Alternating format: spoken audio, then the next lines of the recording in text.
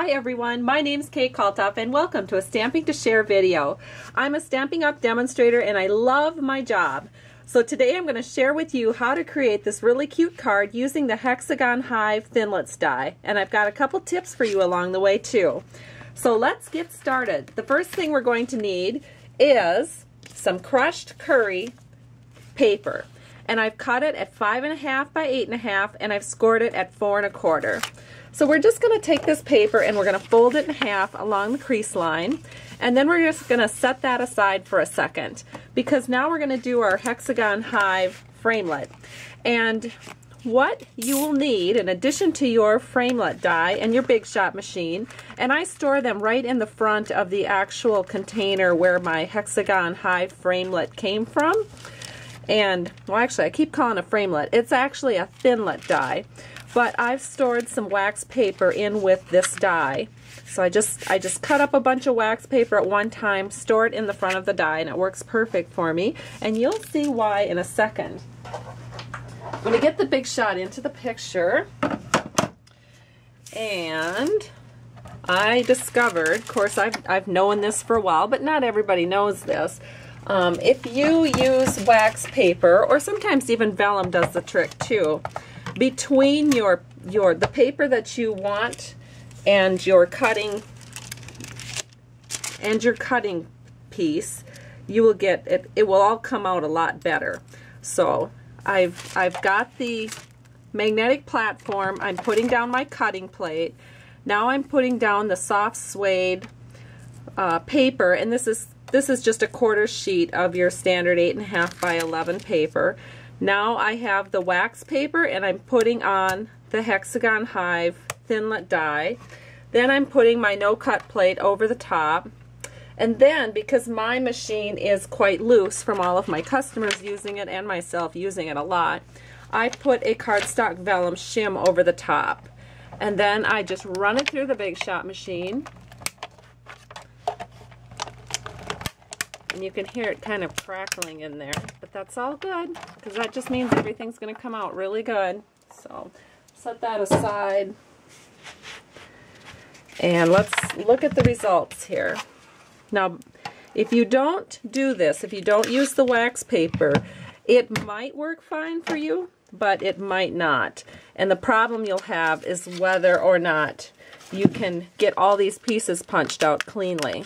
With the wax paper, it all just kind of falls right out, and you can see how easy it is to get a beautiful cutout image with that Hexagon Hive Thinlit.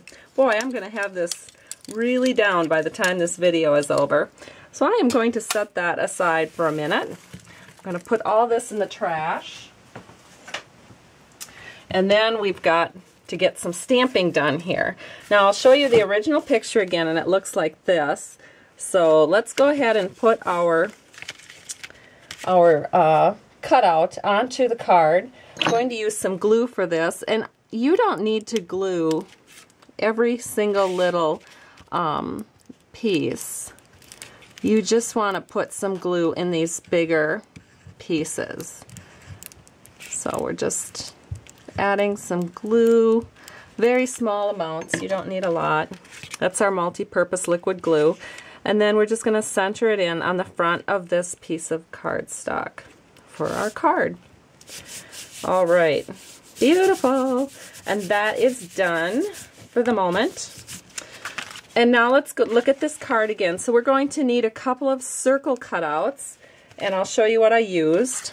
I used our circle collection, and I cut out, well, and I label them 1 through 9 for the smooth circles, and I use the number 5. I use the number 5 for the white, and the number 6 for the soft suede. So I will show you what that looks like.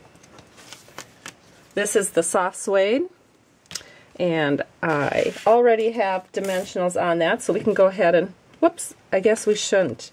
I need to show you one more thing. This is the T-lace doily from Stampin' Up, and I just cut one edge of it off, and I'm going to take some snail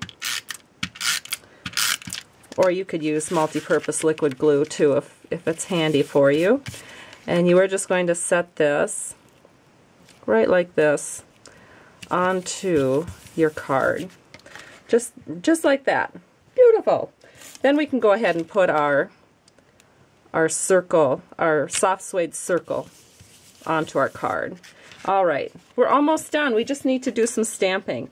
So I've got some scratch paper here, and we're going to use the stamp set that's called Happy Watercolor, and it looks like this. It's in our Spring 2014 mini catalog, and we are going to start out first with the flower. So I'm inking it up in our basic gray ink and stamping it onto this circle. Then I'm going to take some crushed curry, and with the shadow stamp, I'm going to stamp this over the top of the flower. And then finally, using some Sahara sand, I'm going to take the dots and just put a few dots across that flower, just like that. And then we can go ahead and put some snail on the back of it. If I can find my snail, here it is. And then we'll get our card back in the picture, and we can just center this into our main image area, press it down, and our card is done, or at least the front part is. Now on the inside, if you want to tie that in, you can go ahead and just stamp another, my scratch paper back again, stamp another flower down here, and then you could maybe add a little bit of the shadowing in there. I don't think my flower turned out very dark. I'm going to try stamping over it one more time.